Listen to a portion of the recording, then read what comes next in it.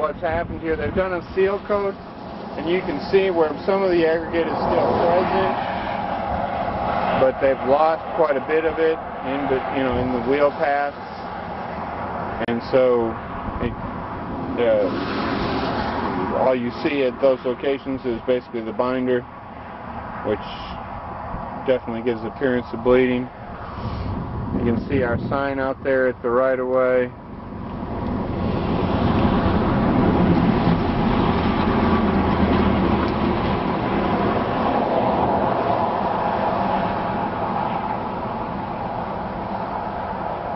Let's see if I can zoom in on it there. Okay, we're going to try this again. See, we've got a little bit more battery life. This is 481039 on US 287 Waxahachie. You can see the sign out there at the right-of-way. Looking back, you can see the WIM installation, the back of our sharp sign. Just past that. I'm going to go ahead and walk through here. You can see they have put down a chip seal over the overlay that was placed several years back. Quite a bit of the rock has already come loose, and that's created a little bit of confusion. I think the last survey, they were calling the rock is remaining unraveling. In fact, that's the only part of the chip seal that's still there. When you look down the road, you can see where the chips came out in the wheel path. I've called that remaining, the missing chip as rattling, and the exposed asphalt is bleeding. There is a fair amount of cracking. You can see some of it in the wheel paths. We were pretty consistent on that. We do have cracking out here along the outside stripe, as you can see.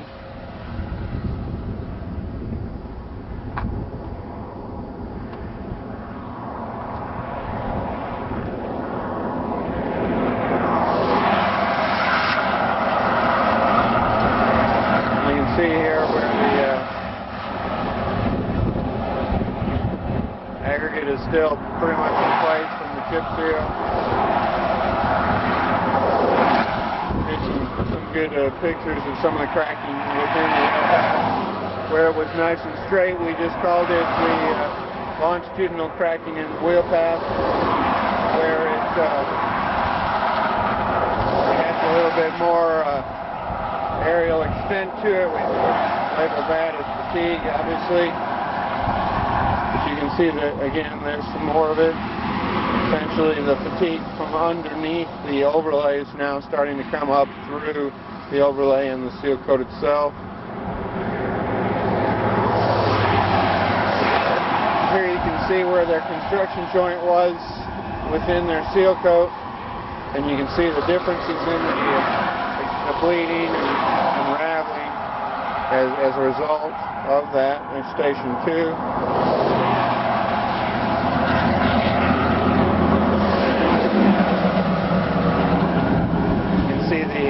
The old overlay surface exposed there. They're actually talking, I mean, that's part of the reason we're here. They're talking about putting a microsurfacing down on top of this to cover up.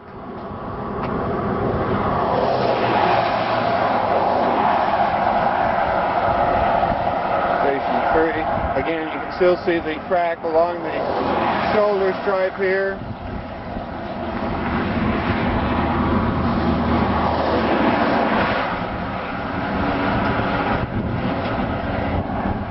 More of the cracking in the wheel path. You can see some here in the inside wheel path as well.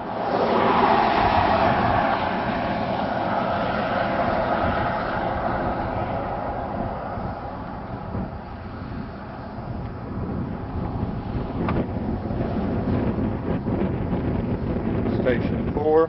Again, all these measurements were made with the tapes as opposed to a rolling wheel, so you can see we do have a little bit of difference in some of the positioning. Interestingly enough, this site Yeah, it does work out to be exactly 152.5 meters. So it was laid out correctly. It just, I think, over the years, it was remarked. The actual station markings appear to have shifted, but the end stripe is exactly at 500 feet or 152.5 meters.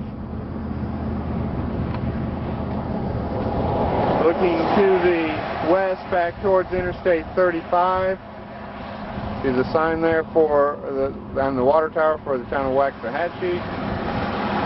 Looking back to the east, down 287. With that, I'll go ahead and conclude the video for section 481039 here on US 287 in Ellis County, Waxahachie.